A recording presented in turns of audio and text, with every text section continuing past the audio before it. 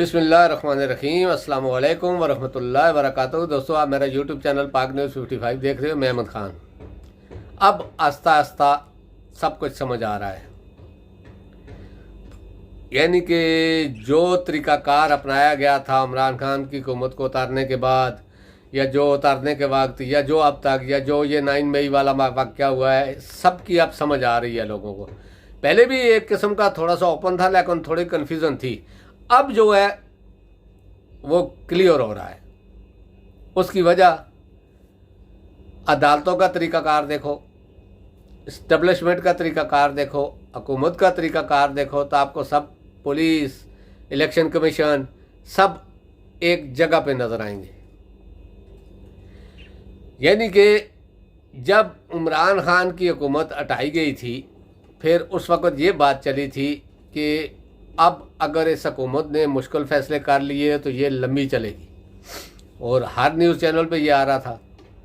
यानी कि पीछे की पॉलिसी यही थी, खुफिया कमरों में जो बातें होती थी, या जो मीटिंग या जो फैसले होते थे एक कमरे में बैठकर, उनमें शायद यही चल रहा था, और वो खबरें बाहर लीक हो रही थी। तो उसके बाद जब ये हुकूमत गई, फिर इमरान खान यानी कि बहुत ज़्यादा पॉपुलर हो गया, पाकिस्तानियों के दिलों में रहने लगा, बैठ गया, इसको निकालना मुश्किल हो गया था। हर तरीका इन्होंने कर लिया। वो अपना प्रेशर बढ़ा रहा था इलेक्शन के लिए कि इलेक्शन करवाओ, और उस प्रेशर में अदालतें भी आई हुई थी, इस्टेब्लिशमेंट भी आई हुई थी, इलेक्शन कमीशन भी आया हुआ था, पुलिस भी आई हुई थी, क्योंकि प्रेशर ही इतना था कि जो अवामी ताकत थी वो एक रेला बन गई थी, सैलाब वाला। तो उसको डिफ्यूज़ करने के लिए ये जो 9 मई वाला वाक़या है ये हुआ, और इसके बाद जो जुल्म और सितम शुरू हुआ, ये आपको फ़लस्तीन में भी नहीं मिलेगा और कश्मीर में भी नहीं मिलेगा।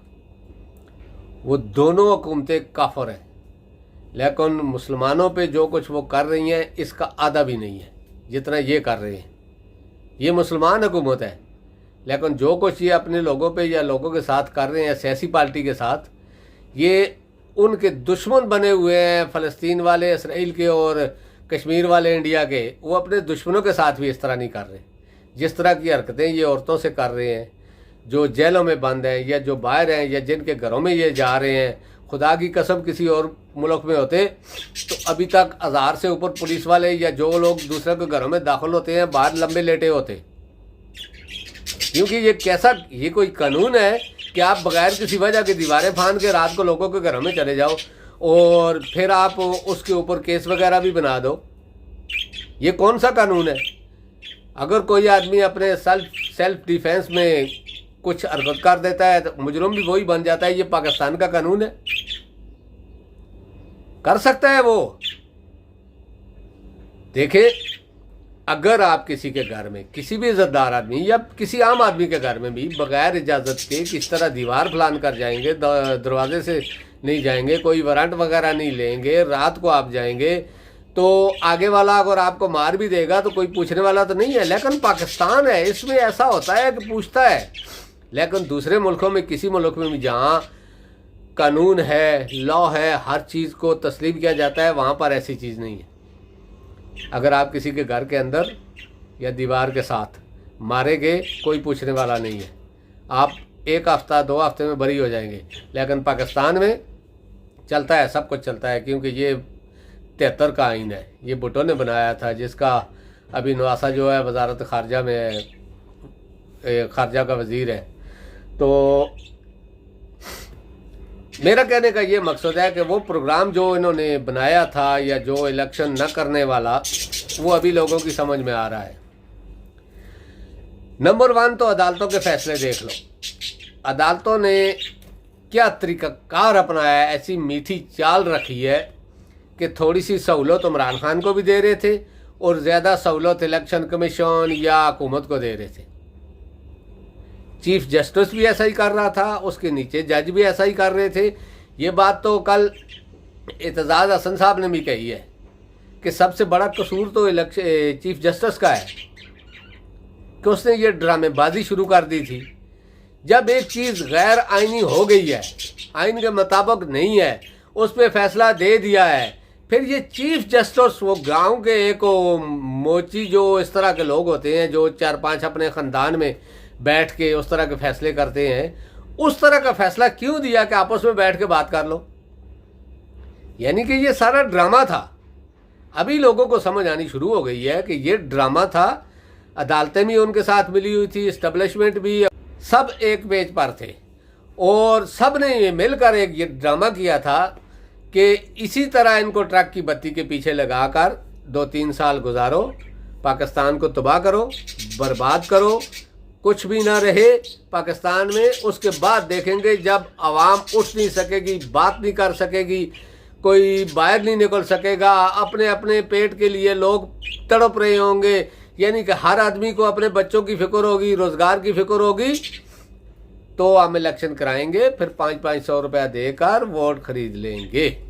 उसकी वजह यह है कि इलेक्शन के रिज़ल्ट मैनेज कर लिए गए। एक कमरे में ऐसा बना दिया गया है इलेक्शन पूरे को जो आने वाला है, चाहे जब भी होगा, उसमें हर पार्टी के हिस्से की सीटें निकाल कर रख दी गई हैं। ये मैं कंफर्म खबर आपको दे रहा हूँ। उसमें हर पार्टी के हिस्से की सीटें निकाल कर रख दी गई हैं और यानी कि जो अभी हुकूमत है, जो वज़ीर आज़म है, हुकूमत इस तरह की रहेगी, लेकिन जो वज़ीर आज़म है वो इस पार्टी से नहीं होगा। उसके लिए जरदारी के बेटे या जरदारी को चुना गया है ताकि उसको आगे किया जाए। ये तो पाकिस्तान में नंबर चल रहा था ना, अब तेरी बारी, अब मेरी बारी, अब तेरी बारी, अब मेरी बारी। तो वो बारियों में बीच में इमरान खान घुस गया। इनकी बारियां बैलेंस बराबर होना जो है वो ख़राब हो गया, बैलेंस ख़राब हो गया। तो फिर इन्होंने क्या किया कि ये तो गलत है कि तीसरा आदमी आके घुस जाए बगैर किसी वजह के। बेहतर ये है कि तीसरे को फिर निकालो, फिर बैलेंस बराबर करो, क्योंकि 3 जगह तो बैलेंस हो नहीं सकता, तो 2 जगह ही होगा। तो इस दफ़ा इनको दो, फिर दूसरों को पीछे से पंप करो, उनको भड़काओ, उनको अपने हक में इस्तेमाल करो, इनके खिलाफ करो, फिर दूसरी बार उनको दो। यानी कि कोई एक रेगुलर हुकूमत 5-10 साल जो पाकिस्तान के लिए बेहतरी है या पाकिस्तान को बेहतर करना चाहती हो, जिस तरह इमरान खान ने शुरू कर दिया था और पाकिस्तान अल्हम्दुलिल्लाह आगे बढ़ रहा था। लेकिन जिन लोगों को ये चीज़ें पसंद नहीं है, वो नहीं चाहते थे कि पाकिस्तान स्टेबल हो, पाकिस्तान स्टैंड ले, पाकिस्तान खड़ा हो, पाकिस्तान अपने फैसले करे, वो लोग नहीं चाहते थे इस चीज़ को। इसलिए उन्होंने फिर वही काम किया कि 3-4 साल हुकूमत करने दो, जब किसी आदमी के पाँव खड़े हो जाएं, अपनी जगह सेट हो जाए, उसको उठा के दूसरे को ले आओ। फिर हो सकता है 2-3 साल बाद उसी को ले आएं, लेकिन बीच में वक्फा ज़रूर देते हैं ये लोग।